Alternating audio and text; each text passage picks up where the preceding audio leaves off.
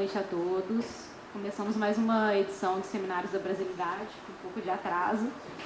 Hoje nós estamos no nosso 32º seminário, que tem o tema Modificações na Estrutura do Poder Mundial. É bom lembrar que o Seminários da Brasilidade é uma iniciativa do Instituto da Brasilidade, que tem a intenção de discutir o Brasil, tanto a sua formação como a formação cultural, econômica, de identidade, e principalmente a posição do Brasil no mundo. Nós estamos no nosso terceiro bloco. Nosso primeiro bloco foi sobre desenvolvimento, segundo sobre identidade nacional, e agora nós estamos falando sobre política externa e defesa. O Seminário da Brasilidade conta com o apoio da TV Comunitária do Rio, Canal 6 da NET. Todas as nossas apresentações são gravadas e exibidas às quartas-feiras, às 10 da noite. A primeira reprise é realizada às sextas, às 2h30 da tarde, e a segunda reprise às terças, às 10 da manhã. Nós também contamos com apoio e patrocínio da Associação de Funcionários do BNDES e com a Associação de Aposentados do BNDES. Hoje nós contamos com 2 convidados. O primeiro convidado é o professor Williams Gonçalves, que é bacharel em História pela UERJ, mestre em Filosofia pela PUC, doutor em Sociologia pela USP e é professor associado da UERJ de Relações Internacionais e da Universidade de Rosário. Contamos também com o professor Luiz Fernandes, que atualmente é professor do Instituto de Relações Internacionais, o IRI, da PUC do Rio. E, como eu falei anteriormente, o assunto a ser tratado hoje será modificações na estrutura do poder mundial. Gostaria de iniciar o professor Luiz Fernandes, para iniciar? Pode ser? Quero agradecer mais uma vez o convite para estar aqui com vocês. Aqui é mais uma conversa, para a gente trocar ideias e pensar juntos sobre as mudanças que estão acontecendo no mundo.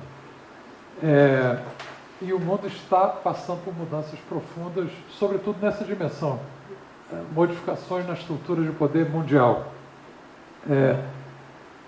E eu vou iniciar, quer dizer, tendo uma abordagem, primeiro, teórica, que discute dimensões do poder na ordem mundial, para, a seguir, apresentar um conjunto de dados que, ao meu ver, são dados reveladores sobre a profundidade e a velocidade da transformação da estrutura de poder no mundo hoje, no século XXI.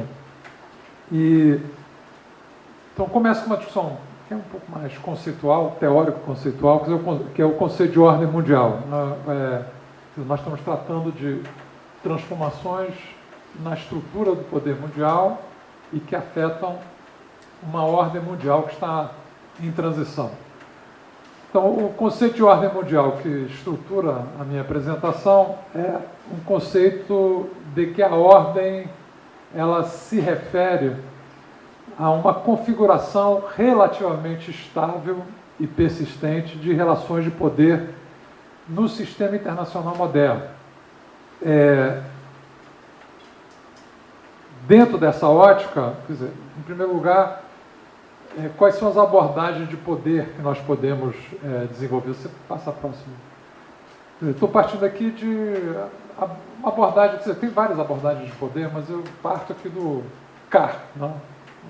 Abordagem realista clássica, crise dos 20 anos, quer dizer, que aborda o período da transição da ordem entre a Primeira e o advento da Segunda Guerra Mundial, e que ele fornece uma definição de poder no sistema internacional referido a 3 tipos de poder. Poder econômico, poder político-militar, que é o que normalmente nós convencionamos em discutir como poder, quando discutimos poder no sistema internacional, mas também poder sobre opinião no mundo. Aqui entram dimensões de cultura e identidade. Eu sei que esse é um tema forte aqui do Instituto da Brasilidade, identidade nacional e, quer dizer, a construção da identidade como instrumento de poder e de poder nacional. São as 3 dimensões de poder que o Ietkar desenvolve e que conformam, digamos assim, a abordagem realista do poder na teoria das relações internacionais. A essa se soma, aliás, em relação a essa da terceira dimensão que eu mencionei aqui, poder sobre opinião, cultura e identidade, até eu tive um debate que o Celso Amorim participou, mas 2 semanas atrás, né? Em que foi, mas está faltando abordagem, eu entrei nessa discussão também, mas está faltando a abordagem do NAI, soft power, mas de certa maneira soft power acho que está coberto, no meu entendimento, nessa abordagem do Carr sobre poder, sobre opinião, capacidade de influenciar a opinião, capacidade de exercer liderança, né? Convencimento, a partir de valores. Quer dizer, isso está, no meu entender, essa dimensão que o Nye levanta de soft power está embutido nesse conceito de Carr, que é mais amplo e mais profundo, eu diria, que é sobre poder sobre a opinião. E uma outra dimensão de poder, que eu acho que é uma dimensão que é bastante relevante para a nossa discussão, é um conceito de poder desenvolvido por Stephen Lukes, que é o poder estrutural, né? Quer dizer, o poder não só de imposição, que é a definição que normalmente se adota do poder, o poder que um ator tem de impor ao outro comportamento, mas o poder estrutural remete a uma dimensão de poder que pode ser, às vezes, muito mais efetiva, que é o poder do controle do contexto da tomada de decisões, né? Às vezes, uma forma muito mais efetiva de poder, que é um poder de controle estrutural da agenda de tomada de decisões.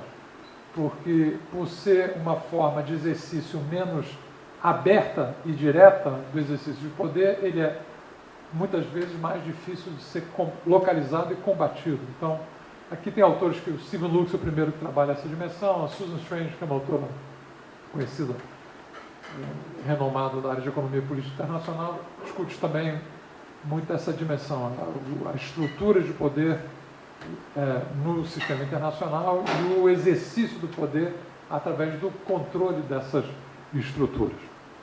Bom, então, isso é primeiro uma tipologia do poder na política internacional. Esse slide aqui apresenta assim, se nós então estamos nos remetendo na definição da ordem mundial a configurações relativamente estáveis e persistentes de relações de poder no sistema internacional, grosso modo, desde que o sistema internacional moderno surgiu na Europa, no século XVII, quer dizer, a rigor nós tivemos 3 grandes ordens de poder, né, desde então. Você tem a ordem do balanço de poder europeu, que dominou o nascimento do sistema internacional. O marco normalmente apontado é a Paz de Westfália, em 1648, depois da sucessão de guerras religiosas, em particular a Guerra dos 30 Anos, constituindo um sistema de interação entre poderes soberanos não subordinados a um poder transnacional, como era o poder transnacional da Igreja anteriormente.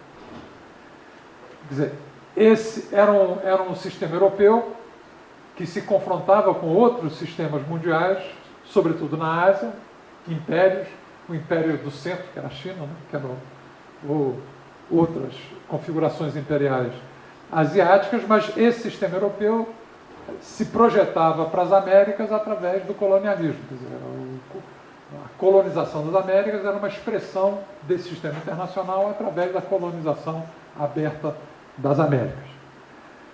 Quer dizer, essa ordem mundial persistiu até o fim das guerras napoleônicas, de onde surge, a partir do fim das guerras napoleônicas, e em função do impacto da Revolução Industrial e da Inglaterra como berço da Revolução Industrial, emerge a unificação econômica do mundo em torno dessa ascensão do capitalismo com a Revolução Industrial, a hegemonia britânica nesse sistema que passou a ser um sistema global, embora no território europeu continuasse a operar o sistema de balanço de poder, né?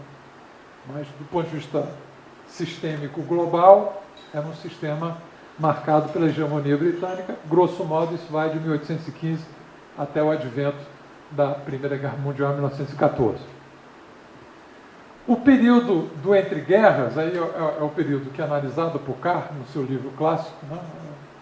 É um período de transição na ordem mundial.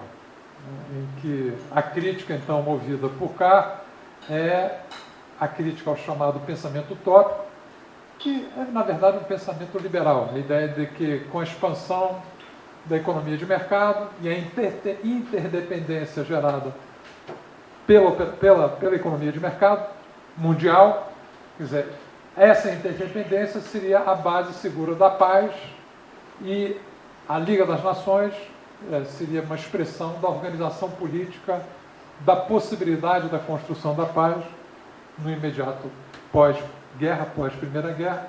Isso é criticado duramente pelo Carr, dizendo que essa harmonia de interesses das nações, através da economia de mercado, era uma falácia, porque havia, na verdade, para além da interdependência, hierarquias móveis, disputa, conflito, e que, portanto, a economia de mercado não garantia a paz, pelo contrário, alimentaria em escala ainda maior a guerra. Esse foi um vaticínio, digamos assim, confirmado pelo advento da Segunda Guerra Mundial. Com o fim da Segunda Guerra Mundial, nós temos, então, a terceira ordem propriamente dita, né, mundial, que é a ordem onde se afirma a hegemonia dos Estados Unidos no mundo capitalista, que era predominante, mas é uma ordem marcada por uma cisão sistêmica da economia capitalista mundial, até então única, né? Com o surgimento de um campo socialista e da estruturação de um sistema mundial socialista alternativo ao sistema mundial capitalista. E essa era, na verdade, a base da bipolaridade da Guerra Fria, porque não era apenas uma bipolaridade geopolítica, era uma bipolaridade que contrapunha sistemas mundiais operando em lógicas econômicas e políticas antagônicas, né? Então, era uma bipolaridade sistêmica. E isso é o que marcou a ordem da Guerra Fria, quer dizer, uma polarização entre duas superpotências, Estados Unidos e União Soviética, mas essa polarização, ela expressava um antagonismo sistêmico entre dois sistemas mundiais, né? Isso que era assim, o fundamento da Guerra Fria, até, aliás,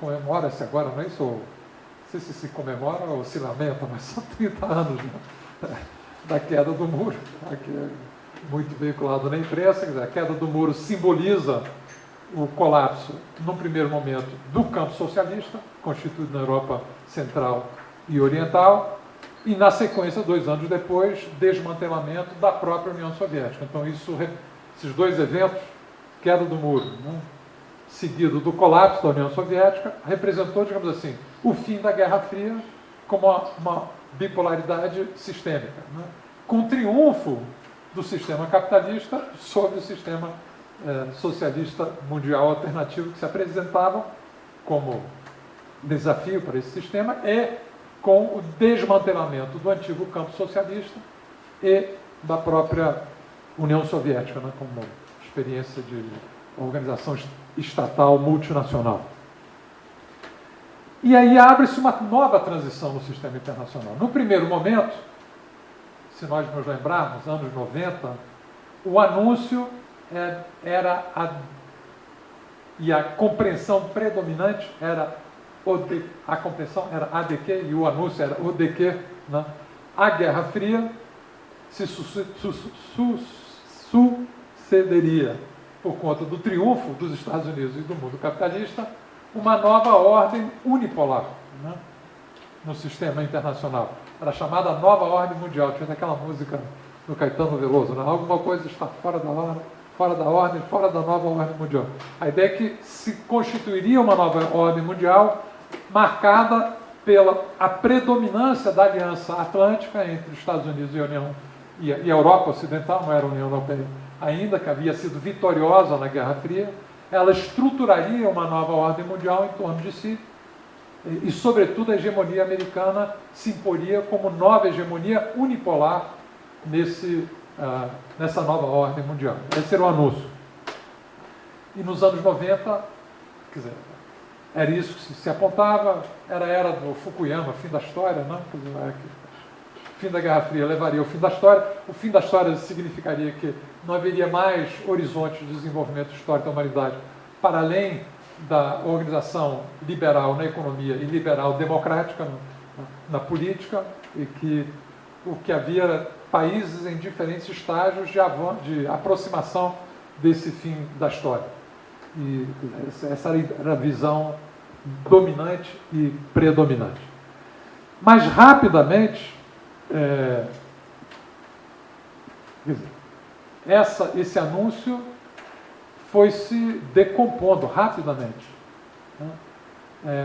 Se vocês lembrarem a Guerra do Golfo, primeira Guerra do Golfo, do presidente Bush pai, a justificativa da Primeira Guerra do Golfo é que ela seria a guerra inauguradora da nova ordem mundial, em que tudo seria conduzido através das instituições multilaterais ancoradas na Aliança Atlântica, as diferenças seriam resolvidas por negociação, quer dizer, a ordem se imporia através do sistema de segurança coletivo da ONU, e a Guerra do Golfo foi justificada nesses termos. Era a guerra para punir a primeira ameaça à nova ordem, que era o fato do governo do Iraque, do Saddam Hussein, ter violado essa nova ordem ao invadir o Kuwait e tentar reanexar um antigo território iraquiano, que era o Kuwait, ao seu território. E a nova ordem teria que era uma ordem multilateral, teria que punir o Iraque e fazê-lo voltar atrás em relação a essa transgressão. E, interessantemente, diferente da guerra do Iraque, do filho, a guerra do Golfo do pai foi toda conduzida, no primeiro momento, através do sistema da ONU. Foi autorizado o uso da força pelo Conselho de Segurança. A União Soviética do Gorbachev votou a favor, o que, do ponto de vista geopolítico, foi um grande contrassenso, porque ela admitiu uma guerra movida por tropas da OTAN, comandada pelos Estados Unidos, para uma área de influência tradicional da União Soviética e para próximo da sua fronteira, mas ela respaldou, naquele momento, a invasão, e aquilo parecia anunciar, de fato, um mundo que se constituiria a partir, rapidamente, constituição de uma nova ordem, unipolar, hegemonia americana. No entanto, rapidamente isso foi se decompondo. O que é que se impôs crescentemente? Dificuldades crescentes dos Estados Unidos obterem adesão às suas proposições de política externa no sistema da ONU e no próprio Conselho de Segurança da ONU. Aliás, essa dificuldade é crescente, já enfrentando muitas resistências, já no governo Clinton, né? Por exemplo, não sei se você lembra aquela zona de exclusão aérea do Iraque, foi uma zona imposta já à margem da autorização da ONU, unilateralmente pelo governo Clinton. Dificuldades crescentes no governo Bush, quer dizer, no governo Bush, a guerra do Iraque em 2003, ela foi uma guerra não apenas à margem do sistema de segurança coletivo da ONU, mas foi uma guerra contra o sistema de segurança coletivo da ONU, porque potências com poder de veto já haviam anunciado o veto ao uso da força, sem que fosse esgotada a missão daquelas equipes de inspeção para verificar se localizavam efetivamente armas de destruição em massa no Iraque, que todo mundo sabe hoje que foi uma grande farsa, né? E a Rússia já havia anunciado o veto, a China já havia anunciado o veto, naquele momento, em 2003, a França já havia anunciado que vetaria a ação militar e, no entanto, a guerra foi deflagrada, portanto, não só à margem, mas contra o sistema de segurança coletivo da ONU, em total desrespeito frontal, né?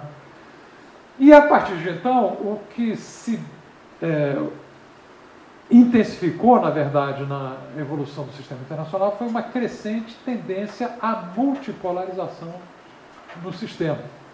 Quer dizer, e isso se intensificou com o advento do século XXI. Quer dizer, o que marca o século XXI para pelo menos a indicação que eu faço naquele slide, quer dizer, essa transição é marcada por ela constitui uma profunda e acelerada transição estrutural na ordem mundial, com erosão do poder relativo das potências dominantes do século XX, Estados Unidos e Europa Ocidental, e com ascensão de polos mais dinâmicos na antiga periferia ou semiperiferia do sistema, com destaque nesse processo de multipolarização para a ascensão da China. A ascensão da China, eu vou apresentar agora em seguida os dados sobre essa ascensão, mas ela não tem precedente na história do sistema internacional moderno. Talvez o único precedente, mas ela, eu diria que já ultrapassou esse precedente, é a ascensão dos Estados Unidos na passagem do século XIX para o século XX. No final lá da segunda ordem mundial, daquela lista ali, que foi fulgurante. Os Estados Unidos era um país em desenvolvimento no início do século XIX, chega ao final do século XIX, na passagem para o século XX, com uma potência mundial em ascensão. Fulgurante ascensão. Quer dizer, o único paralelo que eu acho que tem com essa ascensão atual da China é, de fato, a ascensão dos Estados Unidos no final do século XIX, passagem para o século XX. Então, eu vou, agora sim, já está aqui, vou aqui dar alguns indicadores, porque o tema aqui é mudança na estrutura de poder, não é isso? Modificações na estrutura de poder mundial. Então, vamos ver aqui indicadores de poder mundial e de mudanças, né? Mudanças rápidas em um período bastante curto. Eu estou pegando aqui a transição pós-Guerra Fria, né? Então, essa figura, o que é essa figura? Ela mostra em 1992. 92 é interessante porque o desmantelamento da União Soviética é 91, é Natal de 91, né? Quando desmantela de vez, então o dado aqui 92 é relevante.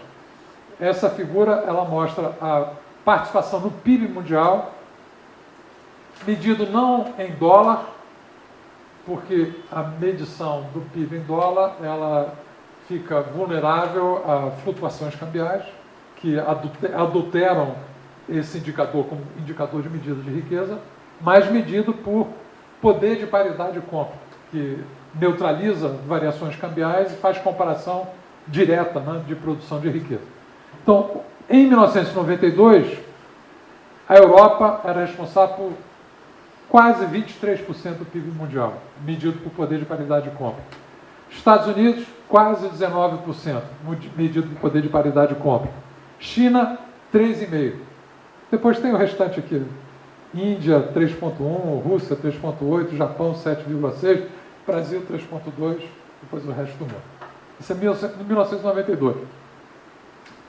25 anos depois, 2017. É o próximo. Em 2017, a China já é a maior, aliás, ela já se tornou a maior economia, já passou a ser detentora da maior parcela do PIB mundial desde 2014. Em 2017, a China era responsável por 19,3% do PIB mundial medido por poder de paridade de compra. Estados Unidos, 18,9%. Não, perdão, Europa Ocidental, 18,9%. Estados Unidos, 16,1%. Índia, 7,8%. A Índia também cresceu, dobrou a participação relativa no PIB mundial. Rússia, 3,1%. Japão caiu para 4,6%. Brasil, infelizmente, também recuou para 2,6% no período. Mas isso, em 25 anos, a China passou de 3,5% do PIB mundial, medido por poder de paridade de compra, para 19,3%. Quer dizer, ela quase que sextuplicou sua participação relativa no PIB mundial, medido por poder de paridade de compra. Próximo dado, aqui é um dado de produção de ciência e tecnologia mundial. Devo dizer, vou falar qual é o resultado. Quer dizer, com um delay, com um determinado atraso, a evolução vai na mesma direção. Na mesma direção.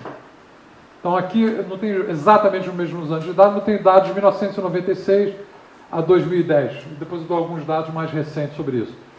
Aqui o indicador de produção científica de ciência e tecnologia mundial é aquele indicador bruto. Ele é bem questionável, mas é bruto. Publicação em revistas indexadas internacionais. Isso é um indicador bruto desfavorável para a China, porque esses indexadores de produção científica e tecnológica não são públicos, são grupos privados que também editam revistas e que, portanto, privilegiam publicações de países de língua inglesa e das publicações que elas financiam. Então, esse é um indicador, digamos assim, desfavorável para quem não é potência tradicional, Estados Unidos e países da Europa Ocidental. Mas, então, vamos ao dado. Em 96, a Europa era responsável por 33,3%, a Europa Ocidental, da produção científica mundial, Estados Unidos por 32%, China 2,7%, Japão 8,3%. Em 2010, Europa 27%, Estados Unidos 22,6%, China 14,4% da produção de ciência e tecnologia mundial. Hoje está em 18% já a China, hoje. É a segunda produtora de ciência e tecnologia no mundo, atrás apenas dos Estados Unidos. Alguns vão dizer, sim, mas isso é quantidade. Isso não reflete qualidade, porque a qualidade é medida pelo impacto da produção. Quanto ela é citada, quantos outros adotam. Só que a história mostra o seguinte, quer dizer, primeiro evolui a quantidade, em seguida evolui o impacto. Também com delay, mas evolui. Então, próximo, isso aqui mostra o seguinte, publicações, isso é em 2015, número de publicações, citações. Né? Então, Estados Unidos, 494 mil publicações, 352 mil citações. China, 478 mil publicações, 152 mil citações. Então, o impacto de citação é menor, mas é crescente. E em áreas de fronteira da ruptura tecnológica, nas engenharias, a China já é predominante, tanto em produção quanto em citação. Então, já o próximo aqui. Aqui na área das engenharias, esse indicador. Quer dizer, a China já é a primeira produtora de ciência e tecnologia na área das engenharias e já é produtora com maior impacto em citações. Isso se traduz na dianteira que a China está tendo na fronteira do desenvolvimento. Hoje, na área de tecnologia da informação e da comunicação, da sociedade de conhecimento, sobretudo tecnologia 5G, que é uma guerra de morte que está sendo travada. Né? E que a China está na frente. E o diagnóstico dos Estados Unidos é que a China está 10 anos na frente. Hoje. E, portanto, está tomando medidas restritivas. Não sei se vocês acompanharam, a mídia noticiou, por exemplo, o Departamento de Estado proibiu a Google de atualizar aplicativos em operação em celulares da Huawei. O Departamento de Estado notificou a principal revista de engenharia eletrônica dos Estados Unidos proibindo, em razões de segurança nacional, que engenheiros empregados pela Huawei pudessem dar pareceres sobre artigos submetidos para publicação. Quer dizer, é uma guerra. Quer dizer, às vezes o pessoal pensa na suposta neutralidade no mundo acadêmico. É uma guerra geopolítica que está dentro da produção de conhecimento na área acadêmica e diretamente, não é nem indiretamente, via desigualdade de capacidade de geração de conhecimento. Diretamente, intervindo, proibindo. Então, é uma disputa acirrada. Agora eu vou dar um dado aqui que você um contraponto a isso. Pensando em poder estrutural. Aqui remete à composição monetária das reservas oficiais em moeda estrangeira no mundo. Então, em 1992, quer dizer, euro, 30%, sistema monetário das reservas referidas a euro, 52% referidos ao dólar,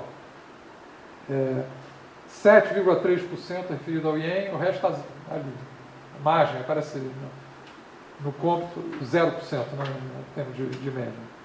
Situação em 2017, preocupação. Euro, 25% das reservas, dólar, 63%, quase 2/3 das reservas mundiais, aumentou 2/3 das reservas mundiais mantidas em dólar. Aparece pela primeira vez o yuan chinês aqui com 1,2 e redução do ien japonês para 4,9. Mas então essa é uma dimensão de poder estrutural onde a capacidade de interferência da política monetária na operação do sistema monetário e financeiro global continua bastante determinante, eficaz, né? Que, aliás, se expressou nas políticas adotadas pós-crise financeira de 2008, com toda aquela política de guerra cambial, quantitative easing, usado pelos Estados Unidos, justamente para manipular essa moeda como instrumento de preservação, de promoção e preservação de competitividade das suas empresas, numa lógica defensiva e agressiva, né? Manipulando o poder estrutural que a sua moeda ainda detém. Isso só mostra a fragilidade de projetos de desenvolvimento, como os nossos, mesmo quando nós tivemos um governo progressista, que manteve uma política macroeconômica liberal ortodoxa, com taxas flutuantes de câmbio, tolhendo de maneira dura a própria indústria nacional nesse período, apesar de ter 3 versões de política industrial, né? Mantendo o país enredado nas redes de acumulação financeira, né? Financiarização do circuito de acumulação de capital, quer dizer, em contraponto à China, porque a China, em contraponto a isso, ela pratica regulação dura, né, do setor bancário interno e controles extremamente duros em relação à presença e participação de bancos estrangeiros dentro da economia chinesa e controle cambial centralizado, né, como parte da sua agenda de desenvolvimento. Então, mas são dimensões de poder em que persiste um poder estrutural relevante por parte dos Estados Unidos. Um outro indicador aqui é participação dos gastos militares mundiais. Né? Então, a situação em 92, ao fim da Guerra Fria, a Europa Ocidental é responsável por 23% dos gastos militares mundiais, Estados Unidos 46%, grosso modo. Depois, a Rússia, a China com 2,4%, a Rússia 3,6%. A Rússia, potência nuclear, mas enfraquecida pelo desmantelamento, evidentemente, da União Soviética e suas consequências. 2017, qual é a situação? A Europa retrocedeu para 14%, Estados Unidos 35%, um terço dos gastos militares, um pouco mais de um terço dos gastos militares mundiais, e emerge aqui a China já com 13,5% dos gastos militares mundiais. Então, os Estados Unidos mantém liderança em termos de investimentos, em termos de poderio bélico, sobretudo nuclear, né? Ainda mais que agora ele se retirou dos acordos de desarmamento do START, que haviam sido firmados inicialmente com a União Soviética, mantidos depois esses acordos com a Rússia, mas enfrenta um desafio crescente aqui da China. A China vai estruturando sua capacidade de defesa de maneira crescente e nós sabemos que, apesar desse amplo predomínio de investimento militar dos Estados Unidos, vou tirar aqui o período da paridade estratégica nuclear com a União Soviética, mantida a muito custo pela União Soviética, porque a economia soviética, grosso modo, o máximo que chegou é 1/3 da americana, então o custo da paridade bélica foi muito alto e foi um dos fatores de desestabilização do próprio regime soviético. Mas, apesar desse predomínio bélico, do ponto de vista político, os Estados Unidos ganhou muito poucas guerras, né? Depois do fim da Guerra Fria. A rigor, a Guerra da Coreia foi, em parte, digamos assim, está até hoje lá, trégua, não foi resolvido a guerra. A Guerra do Vietnã perdeu. A Guerra do Golfo ganhou, né? A Guerra do Golfo ganhou, mas as guerras seguintes, Afeganistão e Iraque, Afeganistão é o conflito mais prolongado já da história dos Estados Unidos, né? E sem conseguir os talibãs ali continuando a controlar grande parte do território afegão.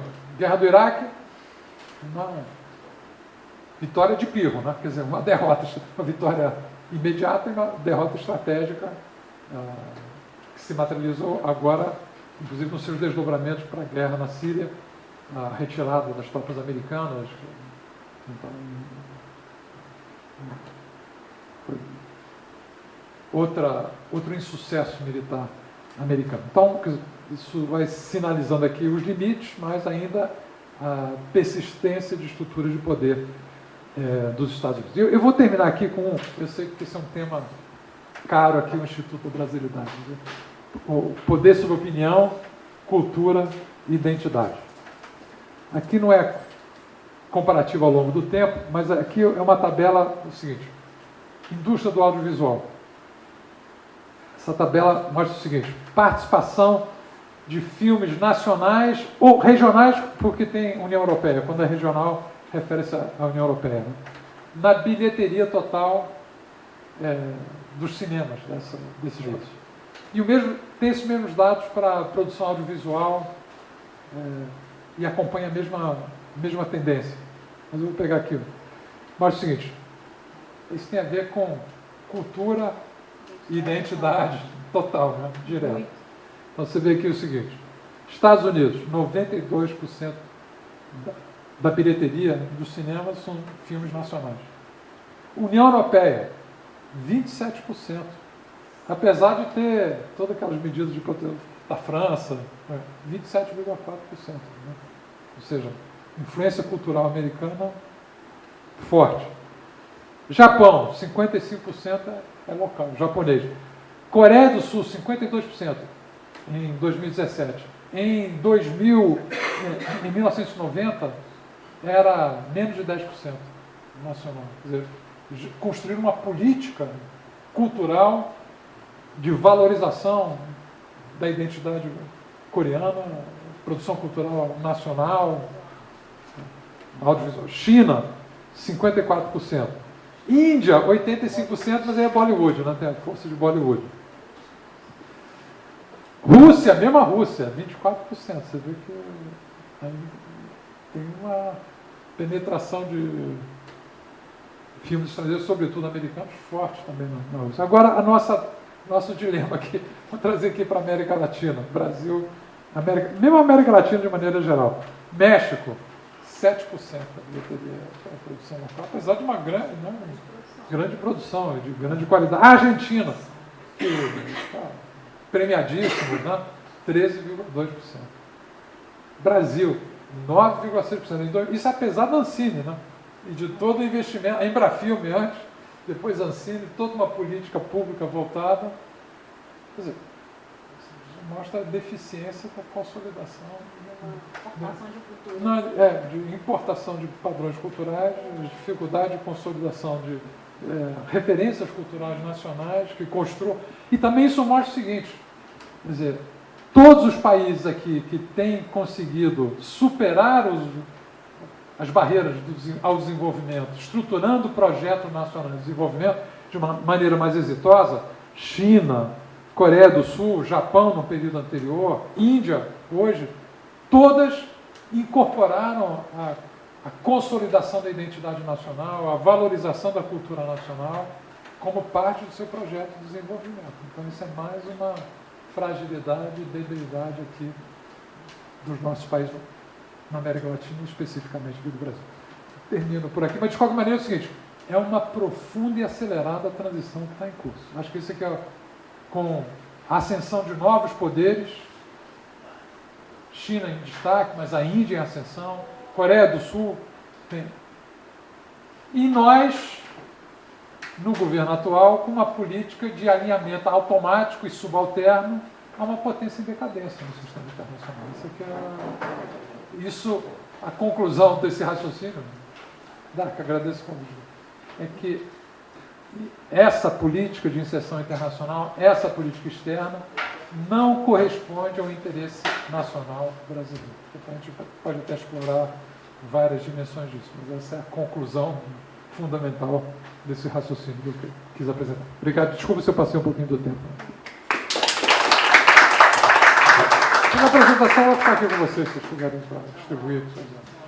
Eu vou passar a palavra agora para o professor Williams Gonçalves.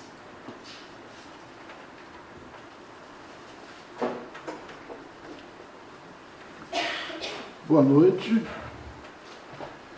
Quero agradecer ao Instituto da Brasilidade a gentileza do convite a oportunidade de vir aqui participar dos seminários ao lado do meu colega Luiz Fernandes. É um prazer muito grande, uma honra.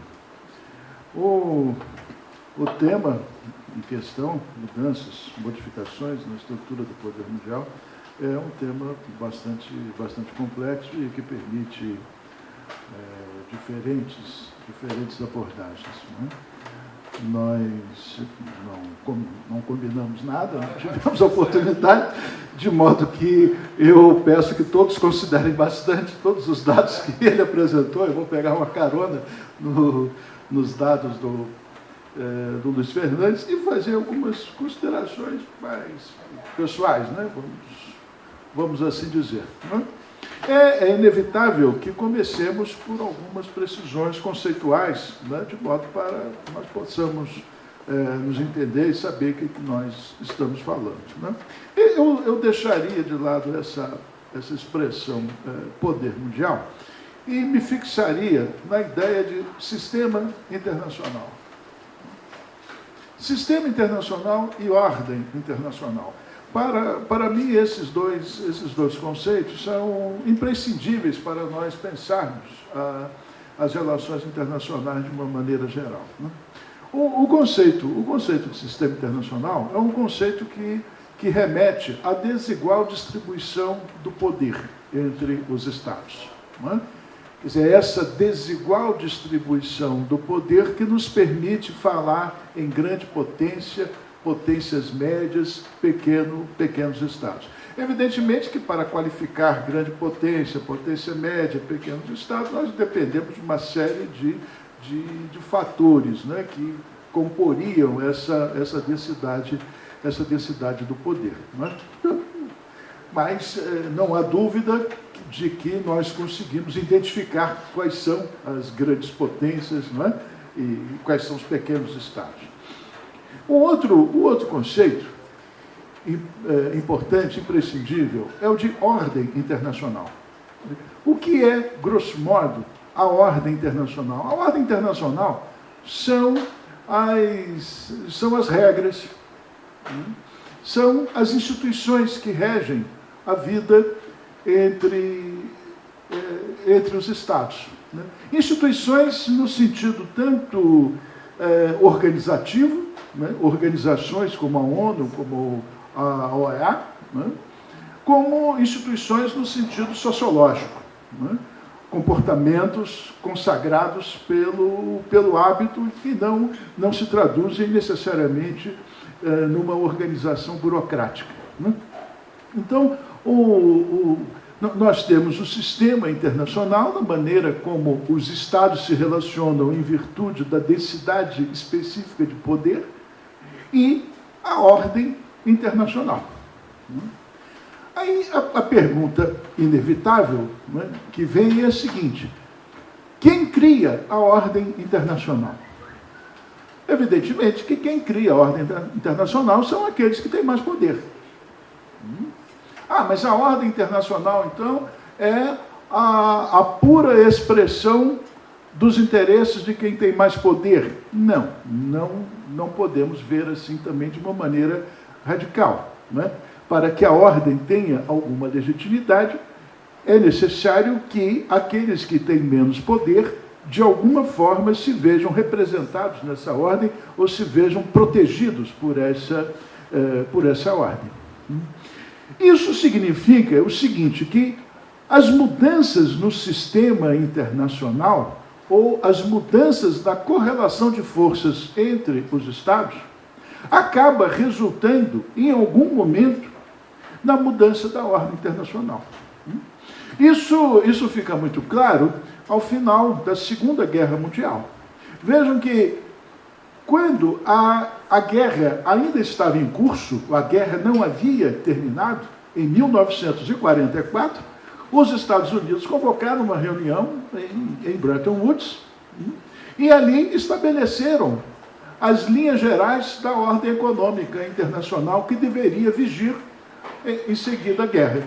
Ali foi criado o Fundo Monetário Internacional, o Banco Mundial, decidiu-se pela paridade dólar-ouro, e um pouco depois foi criado o Acordo Geral sobre Tarifas de Comércio, que foi substituído em 1995 pela Organização Mundial do Comércio, né? Então, em Bretton Woods, se formou a ordem econômica internacional.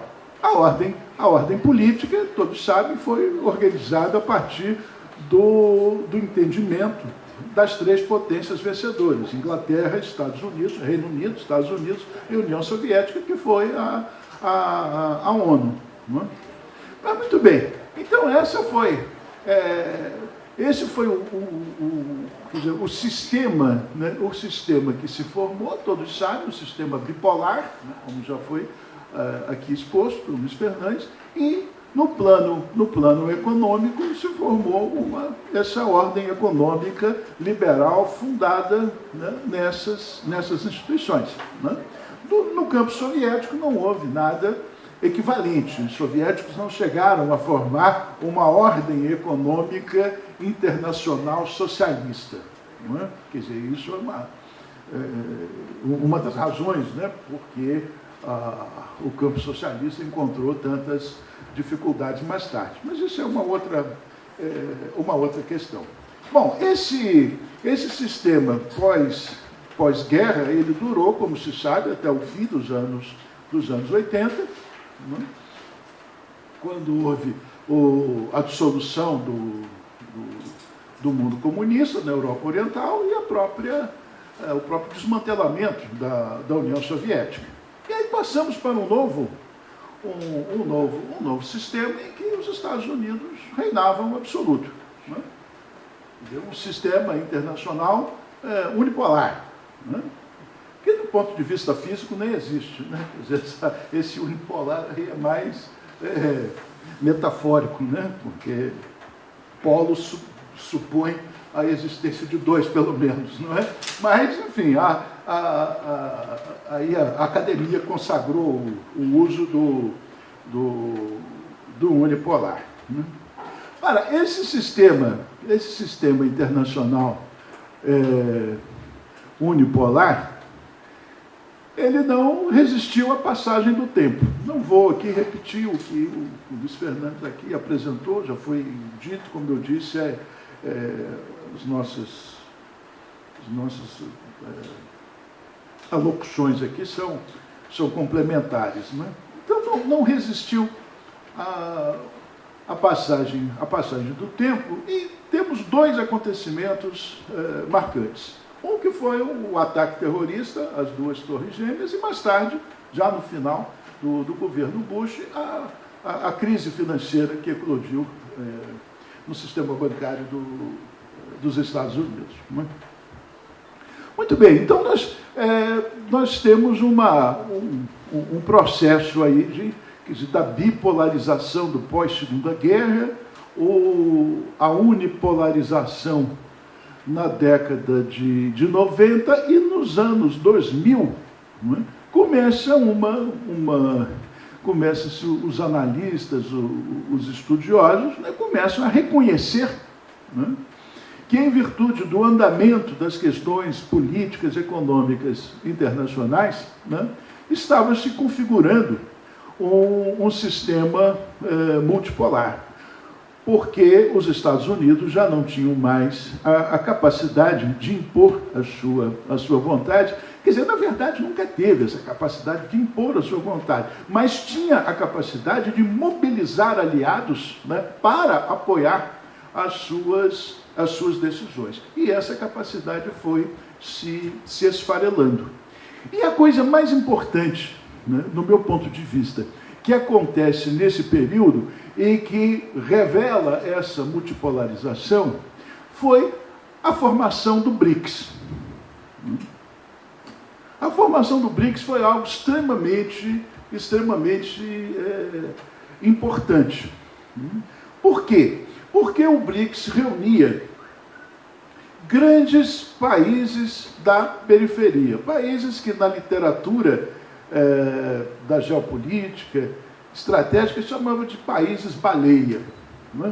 Países, os estudiosos, né, há mais tempo diziam, países que em algum momento vão interagir positivamente. Por quê? Porque são países que têm problemas muito parecidos. Né? Não faz qualquer sentido, né, fazer comparações com o desenvolvimento do Brasil, com o desenvolvimento da Bélgica, com o desenvolvimento da Holanda. Isso não faz qualquer sentido. Né?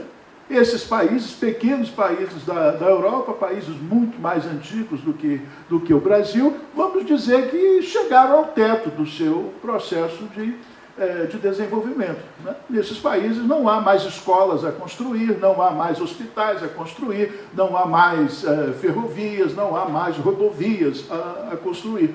Né? Ao passo que o Brasil não. Não é? É isso que nos faz em desenvolvimento, são essas carências, né, que nos fazem em desenvolvimento. Agora, construir essas coisas, né, é um enorme desafio. E só podemos aprender, só podemos trocar experiências em superar esses desafios com países que têm situação parecida. Países como a Rússia, como a China. Né? Então, dava-se como inevitável que um dia esses países iam interagir. E a ocasião chegou nos anos 2000 em virtude do crescimento econômico que se verificou em cada um desses países componentes do BRICS. É verdade que esse crescimento foi, em grande medida, resultante do crescimento chinês. Né? A locomotiva chinesa arrastou, né, consigo esses outros países. E esse acontecimento, o BRICS, ele é muito importante pelo seguinte, porque o que o BRICS se propunha? Se propunha simplesmente a mudar a ordem internacional. Mudar aquela ordem internacional liberal que os Estados Unidos criou e que os Estados Unidos eram o guardião. Era isso o que se queria, mudar a ordem internacional. Vejam que essa ideia de mudar a ordem internacional, ela já havia surgido lá nos anos 70, quando os árabes tentaram transformar o petróleo em arma política. Né? A Carta de Argel, a Carta do Chile, todas falavam em mudar a ordem internacional. Mas, visto de hoje, né, visto retrospectivamente, era uma tentativa, vamos dizer assim, romântica. Não é? Quer dizer, o terceiro mundo, na sua totalidade, promoveria uma grande mudança. Isso não funcionou. Né? Até a própria tentativa árabe, né, acabou criando problemas para os países em desenvolvimento. E o BRICS era, vamos dizer, uma racionalização disso. Não era mais a totalidade dos países do terceiro mundo, mas eram grandes países da periferia, distribuídos nos diferentes continentes, e lideranças regionais comprometidas com a mudança da ordem internacional. A União Soviética e a Rússia de Putin comprometidíssimas com a mudança da ordem. Né? Vamos dizer que foram os primeiros, os pioneiros em mudar a ordem com a Revolução de Outubro de 17. Né? O mesmo se pode dizer dos chineses, com a Revolução de Outubro de 49. Foram os dois, vamos dizer, que tentaram a mudança mais radical da ordem. E o Brasil, apesar de tudo que a gente sabe, né, o Brasil teve sempre uma posição importante, né, nos fóruns econômicos da ONU, né, no sentido de mudança da ordem. E podemos dizer mais, né? Quer dizer, o Brasil foi muito importante, pessoas como Celso Furtado, por exemplo, né, na CEPAL, né, como elaboradores de uma teoria de desenvolvimento capitalista para a periferia. Né? Então, o Brasil tem um histórico disso. A Índia foi um país criador, né, organizou a Conferência Afroasiática de Bandung, em 55, que teve uma grande importância, e país fundador do movimento dos países não alinhados. E a África do Sul, na sua histórica luta contra o apartheid, e que vem ser governado por Nelson Mandela. Né? Então, esses 5, Brasil, Rússia, China, Índia e África do Sul, né, são países com uma alta representatividade, né, da periferia, interessada em alterar a ordem internacional com vistas a criar uma ordem que favoreça aos países em desenvolvimento. Então, o BRICS foi a coisa mais importante. O BRICS se organiza, em primeiro lugar, como uma concertação diplomática, ou seja, as representações diplomáticas nos diversos fóruns internacionais do sistema ONU, né, trocavam ideias a respeito de como votariam as questões em pauta, procurando sempre ajustar-se, né, criando uma unidade. Depois, em 2009, isso avança, passamos de uma concertação diplomática para a participação efetiva dos chefes de Estado, aí nós temos uma institucionalização do BRICS, e em 2014, o mais importante, né? Ou vamos dizer, não o mais importante, mas a culminância desse processo, que é a decisão de criar um novo Banco de Desenvolvimento, né? E o Fundo de Moeda e Reserva. Né? Aí temos uma decisão importante no sentido de afrontar a ordem internacional, né, criada em Bretton Woods. Né? O novo Banco de Desenvolvimento, quer dizer, um banco alternativo ao Banco Mundial, com a finalidade explícita de financiar os países em desenvolvimento, financiar a infraestrutura dos países em desenvolvimento. Olha, eu estou falando do BRICS, eu estou falando dessa escalada, né? Eu tenho que falar também da reação. Né? Para os Estados Unidos, o BRICS era intolerável. E muito mais intolerável ainda era a participação do Brasil. Isso é inadmissível. Se pega os principais think tanks, as principais instituições que pensam a política internacional dos Estados Unidos, se a gente vai lá na pauta, vê o que eles se dedicaram a estudar o BRICS. E a conclusão era sempre a mesma. A participação do Brasil é inadmissível.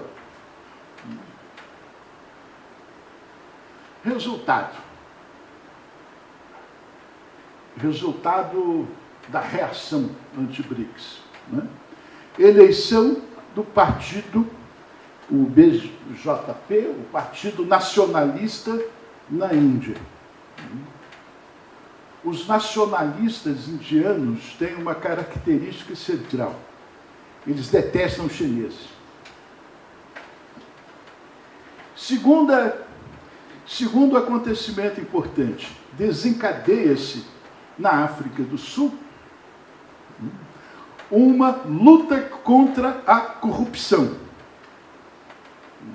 que desestrutura o Estado e leva o Jacob Zuma à renúncia. E o Brasil, vocês sabem. Né? Resultado disso, do BRICS, resulta, né, a Rússia e a China, que é um núcleo duro, que era o núcleo duro do BRICS. Dois países que não têm dúvidas a respeito dos seus objetivos nacionais, né? Onde há um forte consenso a respeito daquilo que querem, do desenvolvimento, né? e da proposta que trazem, né? Que é de favorecer os países em desenvolvimento. E por que isso se opõe aos Estados Unidos? Por que os Estados Unidos se incomodam tanto? Por que isso é tão intolerável para os Estados Unidos? Porque a China, principalmente, né, ela mostra que a economia deve estar submetida aos interesses da sociedade. E não a sociedade submetida, né, às regras naturais da economia. O que, inclusive, é uma farsa, não é? É uma farsa que vive sendo repetida, né? Vejam, nós falávamos aqui sobre ciência, sobre tecnologia. Qual o projeto da ciência moderna, né, que se confunde com a Revolução Industrial? Qual é o fundamento da filosofia iluminista, né, que acompanha a ciência moderna? A distinção homem-natureza e o domínio que o homem exerce sobre a natureza e a sua capacidade de transformar a natureza pondo-a a seu serviço. A Revolução Industrial é isso. Não é? E, no entanto, os liberais querem nos convencer de que a economia possui leis naturais às quais a sociedade deve se submeter, senão vai dar tudo errado. Ora, a prática chinesa é mostrar justamente que a economia, né, ela é planejada e deve ser planejada para atender às necessidades da sociedade. É isso que os chineses chamam de o socialismo com características chinesas. Não é? Pode haver riqueza, pode haver crescimento econômico, pode haver enriquecimento pessoal, mas não pode haver pobreza ou miséria, miséria intolerável. Não pode haver pobreza abaixo de uma determinada linha. Não é? Tem que haver uma satisfação das necessidades básicas, um nível de conforto que seja acessível a todos. A partir daí, quem for mais diligente, quem for mais sortudo, pode enriquecer. É essa a ideia, né, do socialismo socialismo com características chinesas. Né? É um marxismo que recupera algo do Adam Smith, né, que os liberais citam, mas não leem, ou omitem, né, o que é mais importante. Então, vejam, nós temos um sistema internacional, né, multipolar. Mas uma multipolaridade diferente daquela que o Luiz Fernandes mostrou que vigorou ao longo do século XIX. A multipolaridade do século XIX era uma multipolaridade cujas potências eram europeias, que tinham os mesmos objetivos, uma estrutura parecida. É verdade que a Inglaterra estava fundada em ideias liberais, mas eram também ideias liberais defendidas por uma aristocracia latifundiária que se entendia muito bem com os absolutismos do continente. Né? Bom, a multipolaridade de hoje é diferente. Né? É uma multipolaridade global. Né? E que tem, vamos dizer, no seu interior, né, três principais potências. Né? A China, a Rússia, os Estados Unidos, e temos aí a Índia, né, que não tem o mesmo nível de desenvolvimento, mas tem capacidade nuclear, tem como o Luiz Fernandes mostrou, aí um desempenho econômico e científico bastante expressivo. E tem a União Europeia também, não é? Que já não dispõe da capacidade de tomada de decisão que tinha antes e que se vê, inclusive, hoje dividida entre os Estados Unidos e a China. Não é? A China tem uma capacidade de cooptação econômica que balança e atrai alguns países europeus, como a Itália, por exemplo. Não é? Então, esse é o sistema internacional. Então, 5 minutos. Essa é a estrutura do sistema internacional e temos aí uma luta, né, por uma nova ordem internacional que vai se impondo e que envolve essas questões monetárias, né, aí que já foram vistas, já foram apresentadas. Né. Os norte-americanos têm uma perfeita consciência disso. Né. Nada do que eu estou dizendo aqui é estranho, né, às ideias que circulam no meio acadêmico entre os think tanks dos Estados Unidos. Né? Isso aqui não é um contradiscurso. Isso daqui, o que eu estou falando é consensual. Consensual em certos... nos meios acadêmicos. Né? A questão é como isso vai evoluir. Né? Porque a tendência... Né? A tendência é a cristalização das áreas de influência dessas grandes potências. Estados Unidos, Rússia e China mantêm uma relação diferente entre si. Aliás, desde a Segunda Guerra que há essa ciranda, né?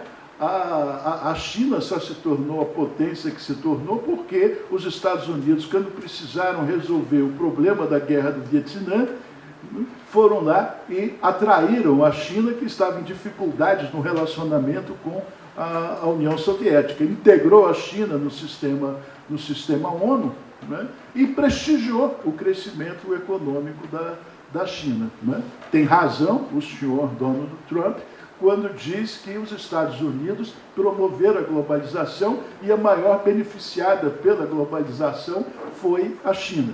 Né? Isso era uma coisa prevista. Né? Ainda nos anos 90, o general Vernon Walters, né, numa histórica apresentação na Escola Superior de Guerra, ele dizia: o Bill Clinton é louco, ele está abrindo o caminho para a China. Os nossos inimigos não são os russos, né? Os chineses que vão nos dar trabalho. Eles sabiam disso, mas também não podiam evitar o crescimento chinês. Né? Eles não podiam bloquear a economia chinesa como bloqueiam a economia cubana. Né? Uma coisa é fazer restrições à economia de Cuba, outra coisa é proibir os empresários norte-americanos de fazer negócios com a China. Então, o Trump tem razão. Os Estados Unidos financiaram o crescimento da China. E nesse tripé, né, desses três, né, nós temos uma aliança estratégica da Rússia com a China, uma aliança que se exprime na dimensão militar e na dimensão energética. Mutuamente vantajosa, para desespero dos Estados Unidos. O que nos leva, né, já encerrando, faltando 2 minutos e meio, já encerrando e trazendo a questão para o nosso terreno, essa situação internacional de uma Europa que perdeu já há bastante tempo a sua primazia e que se vê sensível, né, aos encantos da China, a ampliação do poder chinês, a sedução que a China exerce na Ásia, e a intransigência da Rússia de não ceder, né, o avanço dos Estados Unidos na OTAN, na área que considera de sua influência, né, resta a América do Sul, América Latina e América do Sul, que vive uma situação muito especial. A China predomina amplamente no plano da economia, tanto no comércio como nos investimentos. Investimentos em obras de infraestrutura em favor da integração do subcontinente. E os Estados Unidos veem isso, sentindo-se impotente, porém não admitindo a perda daquilo que eles consideram básico, né? A América do Sul, a América Latina, é o quintal dos Estados Unidos. Os Estados Unidos não podem competir com essas grandes potências sem o controle da América Latina. Então nós vivemos aí essa ambiguidade. Economicamente, nós estamos mais próximos da China do que dos Estados Unidos. E os Estados Unidos não admitem, né, perder, do ponto de vista estratégico, político, estratégico, a influência sobre a América Latina. O resultado é isso.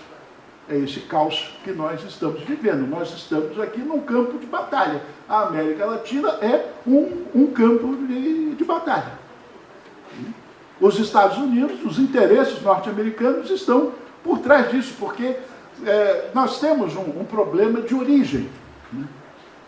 Temos um problema sério de origem. Um problema que os russos e os chineses não têm. Os russos e os chineses não ficam se questionando o que é ser russo, o que é ser chinês. Eles sabem. Eles não ficam se perguntando a respeito disso. Esse é um problema nosso.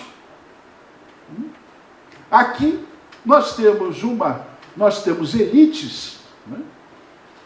Elites culturais, acadêmicas, universitárias, econômicas, políticas e militares, que são pró-norte-americanas por instinto. Às vezes, se for examinar os seus interesses, vão ver que são prejudicados nessa relação com os Estados Unidos, mas não conseguem se libertar dessa relação com os Estados Unidos. São pró-Estados Unidos por princípio. Né? E temos uma outra parte que sonha com um desenvolvimento autônomo, né, para a região. Né? Então vivemos essa contradição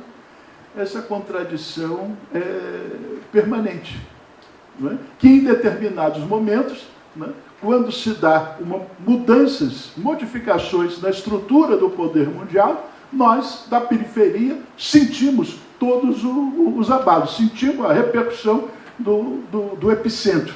Né? O epicentro do terremoto é lá, a luta de russos, chineses e norte-americanos. E aqui, na periferia, nós sofremos esse abalo. Certinho? Tá bom, muito obrigado.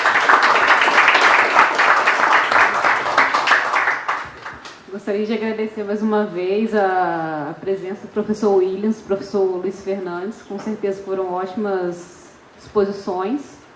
Agora nós abrimos um espaço para perguntas. Se alguém tiver alguma dúvida, algum questionamento, sinta-se à vontade.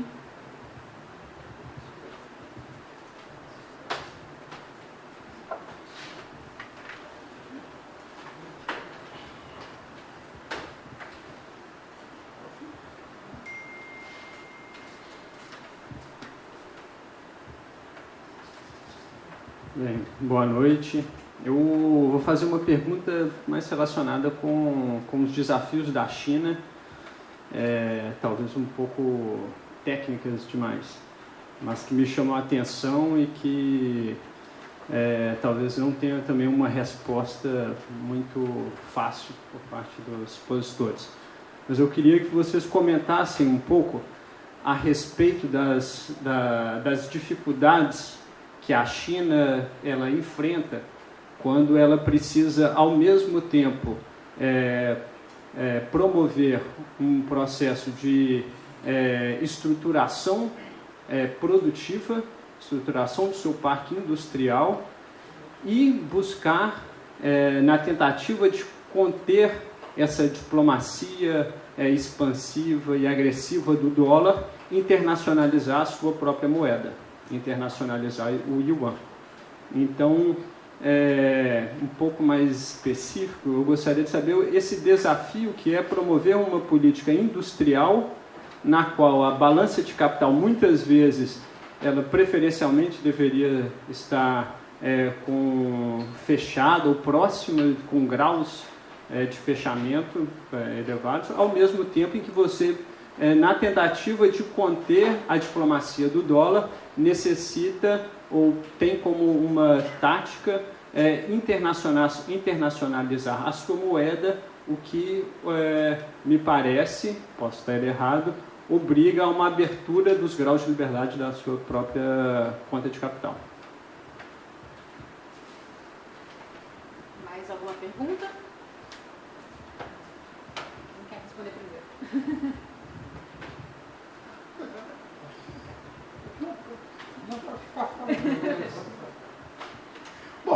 Bom, vamos começar pela seguinte questão. Eu não posso dar uma resposta, como você disse, técnica. Não sou economista e não tenho intimidade com os problemas monetários. Né? Agora, a resposta que eu posso dar a você, né, é uma resposta no âmbito da política, da estratégia, são as coisas que eu tenho mais intimidade. Né? Veja, há uma tendência geral, né, quando se fala em China, a seguir a sinologia norte-americana. Né? Qual é a tendência da sinologia norte-americana? É normalizar a China. Né? A China é um estado como o outro qualquer, né? E que no seu processo de crescimento, de desenvolvimento, vai reagir como outro estado qualquer desse seu processo ascendente. Né? Então, os Estados Unidos tiram como sua própria experiência. A China está crescendo e vocês aí, né, vocês se preparem, porque eles são imperialistas, eles são hegemônicos, eles querem submeter vocês, eles são colonialistas. E aí, claro, a questão que fica embutida, o não dito, é o seguinte: o que vocês preferem? Uma hegemonia nossa, né, com Hollywood, com tudo, ou é a hegemonia desses caras estranhos que são os chineses? Né? Bom, acontece o seguinte, é que a China é uma civilização. Os chineses têm ideias próprias. Né? E os chineses, entre essas, o que a gente pode chamar de ideias próprias dos chineses, está a própria noção de tempo. Vamos considerar que esse Estado chinês que está aí, ele foi criado em 221 a.C. Ele se renovou em 1912 com a proclamação da República e logo depois, em 1949, com a proclamação da República Popular. Mas a estrutura do Estado, o Estado centralizado, se criou em 221 a.C. Né? Enquanto a gente viveu toda a epopeia da história ocidental, o Estado chinês estava lá. Né? Daí aquela história que já entrou para o folclore, né? Quando se pergunta, né? Uns dizem Mao Tse Tung, outros falam Zhou Enlai, né? O que o senhor acha da Revolução Francesa? E ele teria respondido: ainda é muito cedo para avaliar. Né? Quer dizer, a escala de tempo dos chineses é outra. Né? E também há um outro elemento muito importante, cultural muito importante, que é o confucionismo. Você pega o Xi Jinping, os chineses publicaram um livro dos discursos do Xi Jinping, é puro confucionismo. O que é que nós buscamos? Buscamos a harmonia, buscamos a estabilidade. São todas ideias confucionistas, né, que durante algum tempo estiveram em baixa, mas que com o Xi Jinping estão recuperados. Né? E diz lá também o Confúcio, o Xi Jinping não diz, mas o Confúcio diz, né, que não se entra numa briga para perder. Quando se vai brigar e sabe que vai perder, se retira, cumprimenta o adversário, parabéns. Né? Só se entra numa briga quando sabe que há possibilidade de ganhar. Né? Então, estrategicamente, é assim que os chineses estão fazendo, né? Estão cercando os Estados Unidos. Todo mundo sabe que eles possuem uma parcela considerável da dívida pública dos Estados Unidos. Né? Mas isso é uma forma de... Isso é uma forma que o Roosevelt usou para definir a relação dele com os japoneses, né? Na década de 40. Né? Toda vez que ficar atrapalhando, a gente dá um puxãozinho no laço da gravata. Né? E é isso que os chineses, ao fim e ao cabo, estão fazendo. Né? Lentamente vem puxando o laço da gravata dos americanos. Quando é que eles vão botar a língua de fora, né? Não dá para saber, né? Mas o laço vem apertando. Essa questão é uma questão real. Os chineses terão, em algum momento, de assumir essa sua liderança, né? Industrial, tecnológica, mas como eles vão traduzir isso em ações monetárias, aí vamos esperar um outro, o Hugo Fernandes, né? Não, só para tentar responder parcialmente. Né? Primeiro é o seguinte, nós estamos numa ordem em transição, essa é a minha leitura, em que as estruturas de governança não correspondem mais à correlação de forças que vai se materializando no mundo. E, portanto, acho que aqui já foi valorizada a iniciativa dos BRICS, quer dizer, eu entendo a iniciativa dos BRICS é uma agenda reformista da ordem mundial, né? No seguinte sentido, ela pugnou por mudanças nas estruturas de governança. Essas estruturas de governança foram muito reativas às... Eu estou pensando agora, G20, depois da crise financeira, muito reativas, e diante dessa reação, para além da manutenção de uma agenda de reforma da governança mundial, começaram a constituir outras instituições alternativas, que foi mencionado o novo Banco de Desenvolvimento. Você tem um acordo contingente de reservas no âmbito do BRICS, quer dizer, vai constituir, na medida que elas são refratárias, vão se constituindo outras que, expressando essa multipolarização em curso, mas é uma transição. Nessa transição, como o dado que eu mostrei, é o seguinte: o poder estrutural do dólar continua amplamente predominante na economia mundial, o que confere poder desigual de interferência na operação do sistema monetário e financeiro mundial por parte do Estado americano, do governo americano, da sua política monetária. Como é que a China tem lidado com isso? Em primeiro lugar, ela não tem cedido a pressões pela abertura da sua conta de capital. A tua pergunta concretamente, ela mantém regulação do sistema bancário, restrições à operação de bancos estrangeiros dentro da China e controle central do câmbio. Então ela controla, então ela não adota uma política financeira liberal, nem monetária liberal. E é criticada por isso. Os Estados Unidos criticam, mas como é que reconheceram a China como economia de mercado? Mas como? Se ela controla o câmbio? Como se ela limita a entrada aqui de capital? A conta de capital é fechada. Mas é isso, essa foi a resposta da China à correlação de força ainda existente nesse terreno no mundo. Exitosa.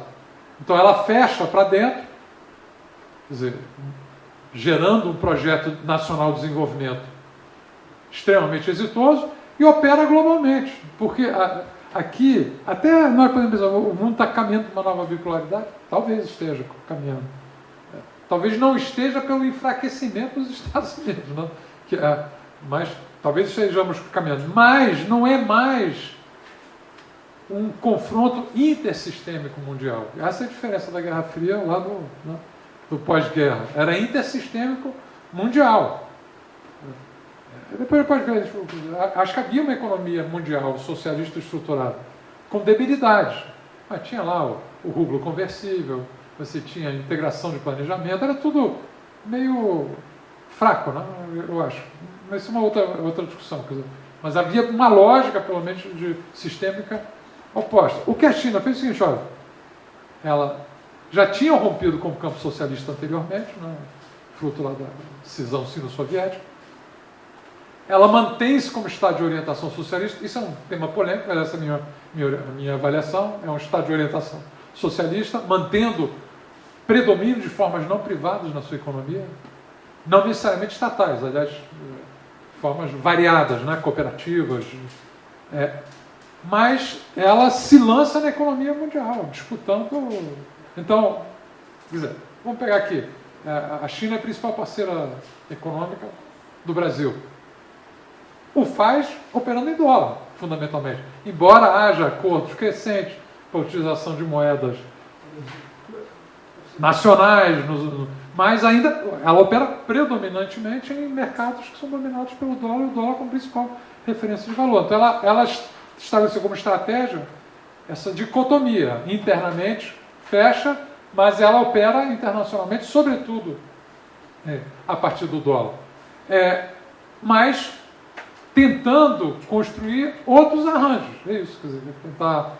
Quer dizer, primeiro o yuan entrou na cesta de ainda participação pequena, na cesta de moeda do FMI, mas ela começa a operar, quer dizer, acordos de crescente com moeda nacional, quer dizer, ela vai montar, quer dizer, a correlação de força ainda não está, quer dizer, ela não é uma força hegemônica global, né?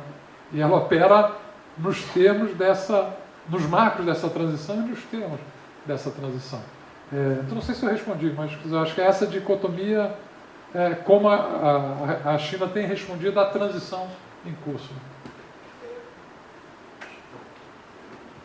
Eu quero fazer uma observação, não em relação a isso, você tem toda a razão, mas a respeito da questão do caráter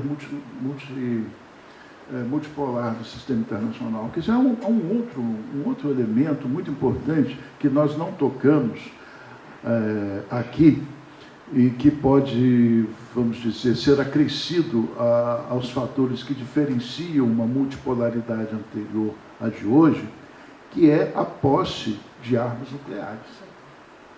Esse é um elemento muito importante. Né? Veja que a Coreia do Norte, né, um país pequeno, intransigente, né, e tem armas nucleares. Né? Veja o desespero que toma conta de todos, né, com a possibilidade do Irã retomando. Né? O Trump foi lá e saiu do acordo, e os iranianos, no dia seguinte, reiniciaram, né, vamos usar essa imagem, reiniciaram o seu programa nuclear. Né? Então, essa proliferação, né, que tanto, né, se tenta fazer, é um elemento importante no poder mundial.